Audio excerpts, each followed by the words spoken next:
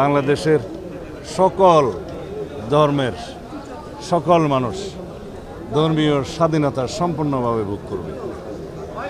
সাম্প্রদায়িক সম্প্রীতি বাংলাদেশে সবসময় অক্ষুণ্ণ থাকবে। যারা বাংলাদেশে ধর্মীয় বিভিন্ন সম্প্রদায়ের লোক বলে আখ্যায়িত হতে চান, আমি তাদেরকে বলবো, আমরা এখানে সবাই বাংলাদেশি নাগরিক, সবাই বাংলাদেশের সিটিজেন, সবাই সমভাবে বাংলাদেশের সকল অধিকার ভোগ করব। এখানে কোনো সংখ্যালঘু এবং সংখ্যাগুরু থাকবে না। আজকের নতুন প্রেক্ষিতে, নতুন পরিপ্রেক্ষিতে, একটা পরিবর্তিত পরিস্থিতিতে, গণবিপ্লবের পরবর্তীতে, গণ আন্দোলনের পরবর্তীতে নতুন যে স্পৃহা, নতুন যে আকাঙ্ক্ষা, নতুন যে অভিপ্রায় সমগ্র জনগণের মাঝে সৃষ্টি হয়েছে, আমরা ঐক্যবদ্ধ থেকে বাংলাদেশকে একটি অগ্রগতির দিকে নিয়ে যাব।